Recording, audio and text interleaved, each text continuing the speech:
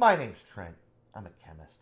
This is my younger brother, Troy, merely a biologist. And we are The Bourbon Brother Whiskey Nerds. Troy, the wheel of whiskey does no wrong. I tell you what, it has spun us a good one for this edition of What You Drinkin' Wednesday. And it is a rye whiskey. It is a rye whiskey. And we don't care if it's Wednesday, which is the point Troy was about to make. Correct. We don't care what day it is. It could be Thursday. We're just happy. We're just happy you're joining us. Maybe you had a busy Wednesday. Maybe you work nights Wednesday. We don't know. Maybe you work nights all the time. And you're tired waking up before you go to work on a mid-afternoon Thursday, and you're joining us. We're just happy you're here. And if you're not here, that's a mistake. So you need to like, subscribe, make sure you don't miss a minute of the Bourbon Brother Whiskey Nerds, because today we have a rye whiskey offering. We have a rye whiskey, and it's a hitter. It is a hitter. This is Old Overholt. Cask strength, straight rye whiskey, aged 10 years, coming in at 121 proof. Girlfriend brings the heat. Love it. Some rye whiskey is an easy sell around here at the Bourbon Brother Whiskey Nerds, especially your 10-year age-stated rye whiskey that I don't really think was that expensive. It was like $80. I think it was right around in there, yeah. 80, 90 bucks. So really, Jim Beam product, right? Old Overholt. I have heard that it's not the traditional Kentucky mash bill for rye of 51% rye, that it might be a blend of some other ryes. We've reviewed the Old Overholt, or the A. Overholt Monongahela the Monongahela mash. So there might be a little higher rye mash bill mixed in there. It's not disclosed. Not disclosed, but this reads, if I remember it correctly, as I am rye, hear me roar, with the proof and the tasting notes and everything else. And if that's the case, we're going to freaking like it. And the Old Overholt brand, Trent, has some ties to Pennsylvania from a historical perspective. Which is kind of cool. It was a Pennsylvania brand. It was a Pennsylvania brand. Pennsylvania rye was a big deal. 1800s, probably? Well, and again, worth mentioning, agriculture has a lot to do with this, right? Correct. Back in the olden days when whiskey was starting, because America was starting, we think of corn, and you can grow corn in Pennsylvania and New York and other places, of course, but I think Americans tend to think of corn as a little bit west and a little bit south of Pennsylvania, Nebraska, Iowa, places that are a little bit west and a little bit south. Rye whiskey, however, grows very well in colder climates. There are Canadian ryes, Vermont ryes, New York ryes, Pennsylvania ryes, Maryland ryes, Virginia ryes. Rye whiskey was at the beginning of America, the whiskey of the Northeast. It was, right? Very much so. And the North as opposed to the South, right? And if you're thinking back to the 13 colonies, right?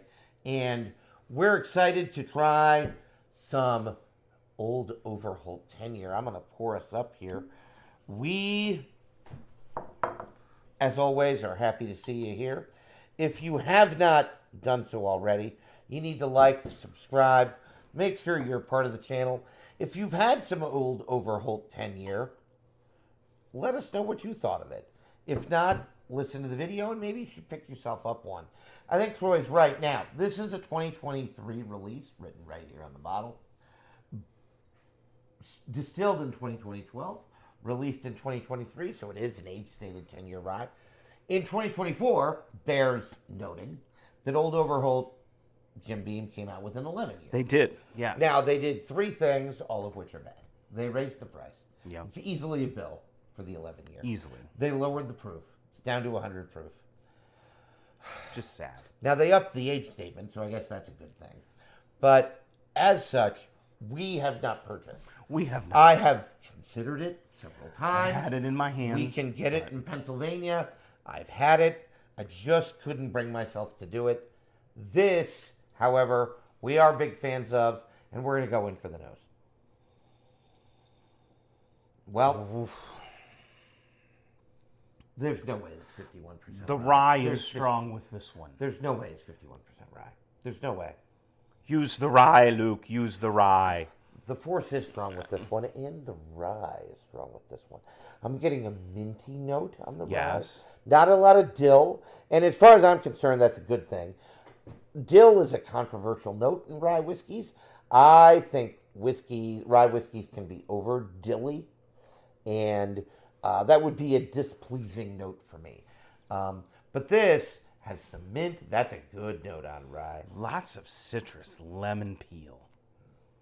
Well, we've talked about it before. We might as well talk about it again. Ryes fall into two categories in our world.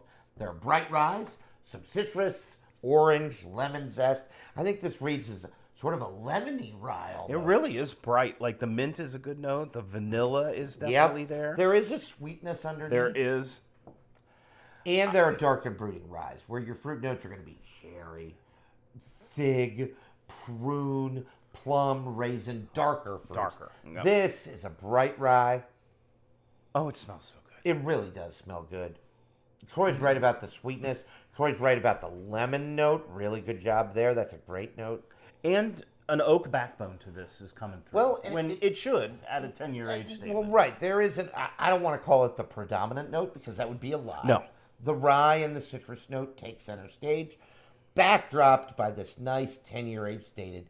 If anything, I might guess it was younger. The oak is such a backdrop. A little subdued. Right, such a backdrop that it's not the top note here. Boy, it really smells good. We're going in, folks. The Wheel of Whiskey does no wrong. Happy Wednesday.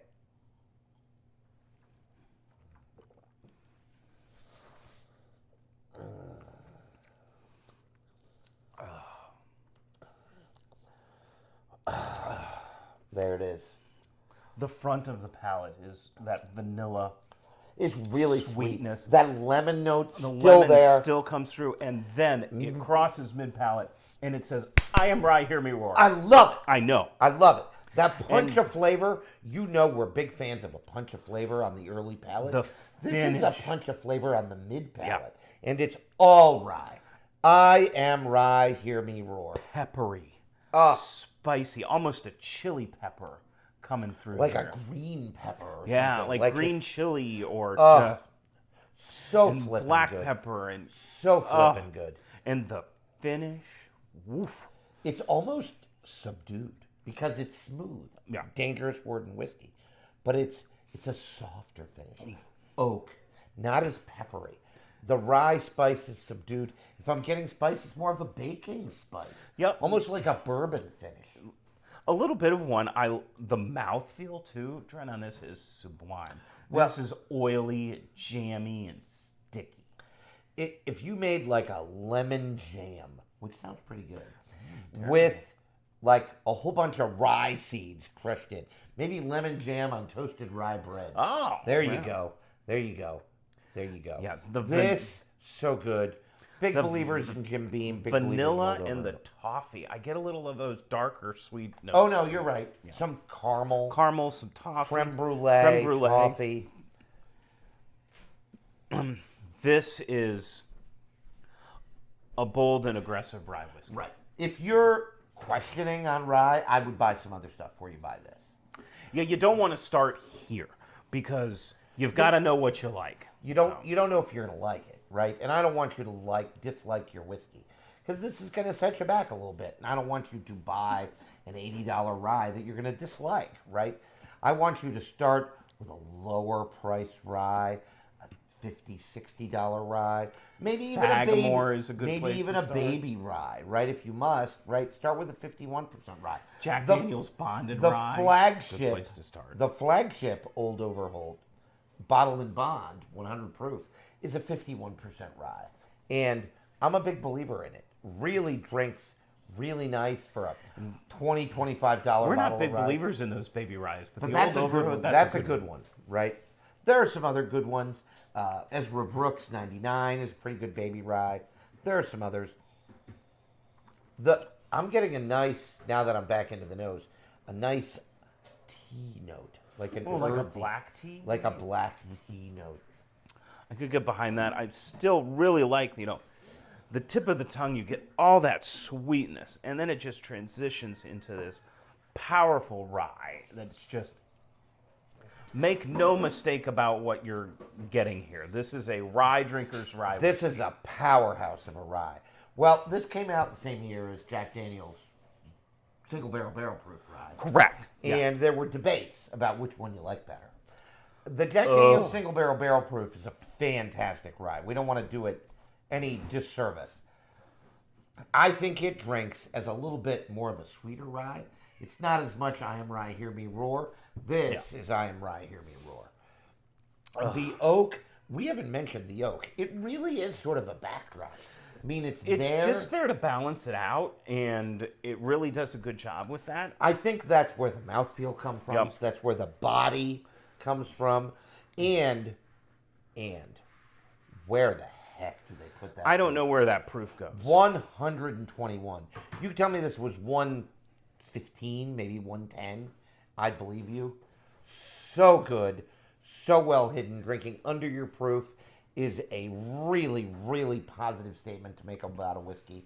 And I think this drinks under its proof. It's like lemon custard pie with mint sprigs on top. Mint is just a great note for here. The finish, I'm getting a little bit more pepper on my second and third sips here onto the finish. A real Rye Drinkers rye. Can't say enough good things about it. The wheel of whiskey does no wrong. If the wheel of whiskey does us wrong, I want to see the day.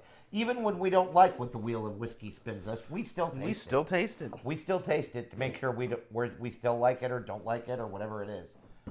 Big believer in Old Overholt. It maybe, I don't know that this is true, but with the 11 being released in 2024, maybe the 2023 10-year offering is a little bit more available, a little bit easier to find. Could be. And if that's the case, I cannot recommend enough you pick one up. The 11-year, they did a bunch of things wrong at Old Overholt. Shame on you, Jim Beam. Not a sentence we say a lot here on the channel, but shame on you, Jim Beam. Lowered the proof, raised the price. Bad, bad, bad, bad, bad, Jim Beam. This, less expensive, higher proof, 1 year less age statement. Maybe the 11 year is really good. I don't know. Maybe they lowered the proof because they thought that the high proof offering or cask strength was too aggressive. I don't know. I just know I do like this. Troy, take us home. You know what? I think that's all we have for you on this today. Thank you all for joining us. Make sure you like, share, and subscribe. And while you're doing that, keep drinking what you like. And like what you drink. We'll see you next time, folks. Bye, everybody. Happy Wednesday.